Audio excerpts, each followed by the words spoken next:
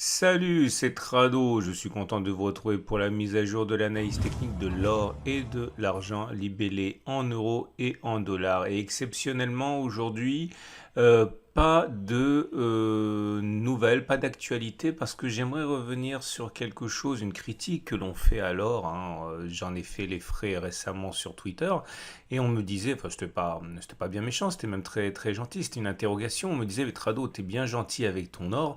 Mais une fois que l'or a pris de la valeur, comment tu le dépenses? Et il est vrai que vous n'allez pas aller chez le boulanger avec votre pièce d'or et votre râpe à fromage pour aller lui régler les euros de votre baguette, hein. Et c'est pour ça justement, et là je pense que c'est vraiment très important de le savoir, que mon partenaire au coffre a également un service qui s'appelle Vera Cash et qui permet justement d'adosser une carte bancaire sur de l'or. Clairement, ça fonctionne exactement comme une carte bancaire. Elle fonctionne à l'international. Moi, je l'utilise en Australie, par exemple, et bien sûr en France, parce que c'est une carte française. L'idée, c'est que vous achetez de l'or, et si vous avez la chance de voir l'or progresser de 10, 20, 30, 40, 50, 60, 70%, comme ça a été le cas, hein, ces 2 dernières années, eh bien, vous avez, enfin pour l'or et ou l'argent, hein, vous avez donc la possibilité de voir finalement vos avoirs, votre pouvoir d'achat augmenter directement sur la carte et d'adosser finalement, de remonétiser l'or comme il a pu l'être il y a très très très longtemps. Donc voilà, et c'est pas nouveau, hein, ça existe depuis quasiment 10 ans, et j'en ai d'ailleurs moi-même une. Et un autre avantage considérable et qui fait écho à des craintes que l'on peut trouver chez beaucoup d'épargnants, c'est que contrairement à l'argent dont vous disposeriez sur un compte bancaire normal, je vous rappelle que la garantie de l'État en cas de catastrophe est telle que vous n'avez absolument pas tous vos avoirs qui sont garantis au-delà d'une certaine somme. Et là, étant donné que cette carte est adossée à de l'or qui est hors du système bancaire, ça permet également, hein, de se prémunir de ce risque-là. Donc, vous avez un lien juste en dessous de la vidéo si vous voulez en savoir davantage. Mais sachez que voilà, l'or est remonétisé, hein, par le biais de cette Veracard. Alors, Veracash. Alors, on revient à l'or libellé en euros et malheureusement, comme on pouvait le craindre, on continue de descendre et le support majeur qui nous attend, il est là, il est à 1388, 1415. Vous le savez, je l'ai déjà dit à maintes reprises, moi je ne suis absolument pas inquiet. Je suis même extrêmement confiant par rapport à ce qui peut arriver à l'or et à l'argent. Mais bon, voilà, je ne cesse de le répéter parce que je ne cesse de recevoir des messages d'inquiétude. Il y a plein de consolidations de 15, 17, 20%, et encore une fois, en particulier lorsque l'on a fortement progressé, je le rappelle, depuis 2018, l'or libellé en euros a pris la bagatelle de 72%. Il est normal, complètement normal de consolider ça.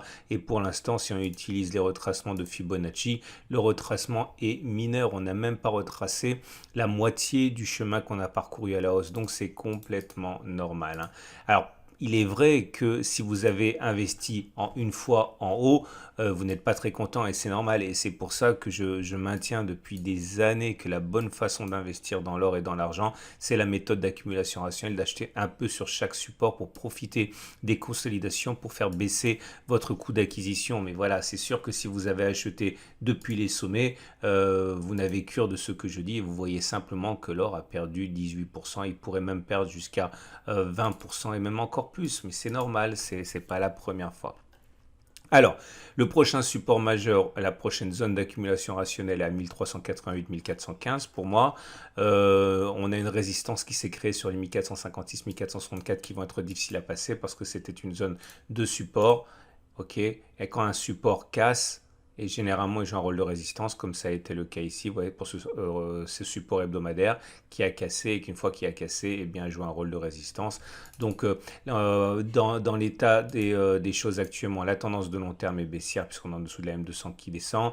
La tendance globale est baissière, puisqu'on est en dessous de la M50 qui descend. La tendance générale est baissière, et la tendance de court terme est baissière aussi. Bref, c'est baissier, et on peut s'attendre donc à aller tutoyer les prochains supports. C'est le cas également pour l'or libellé en dollars, même si c'est moins grave puisque la baisse est toujours conséquente, hein, mais on est en dessous de la M200, mais la M200 ne descend pas, donc la tendance de long terme est baissière, mais c'est moins marqué, hein. La tendance générale est baissière, la tendance de fond est baissière, la tendance de court terme est baissière. Bon bref, c'est très baissier.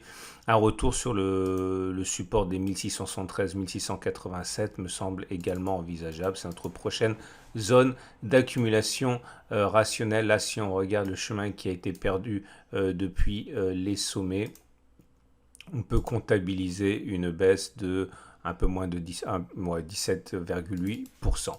On regarde ce qui se passe du côté de mon partenaire aucoffre.com. Si vous voulez profiter, hein, des soldes actuellement, mais encore une fois, ce n'est pas un conseil. Moi, j'ai investi dans l'or depuis les années 2000, mais si vous ne croyez pas dans le projet or, c'est pas la peine non plus, hein. En tout cas, vous avez des Valor LSP. LSP, ça veut dire simplement que si vous investissez comme ça, vous ne paierez pas de droits de garde, hein. On est à 1593 euros. Si vous voulez des pièces d'or classiques, vous avez, bon, on va changer un petit peu. Si vous voulez prendre la 20 francs suisse, le vrai Nelly, eh bien, vous en avez actuellement à 339,50 euros. Et si vous voulez acheter allez, soyons fous, un lingot d'or, eh bien, si c'est disponible actuellement, vous pourrez vous le procurer. Non, ce n'est pas disponible actuellement, il faut les contacter directement. Alors pour l'argent, par contre, si vous voulez vous acheter des pièces en argent, vous pouvez le faire par exemple avec des lots de 10 Vera Silver d'une once, et actuellement ce sera 324 euros. On passe à l'analyse de l'argent du coup, et l'argent libellé en euros est dans une forme qui détonne avec celle de l'or. La tendance de long terme est haussière, la tendance de fond est haussière. Par contre, la tendance générale et la tendance de court terme commencent à devenir baissière également, puisqu'on est au-dessus de la M7 et la M20 qui descendent. On est pas sur une zone d'accumulation rationnelle. Prochaine zone d'accumulation rationnelle, 20,6 euros.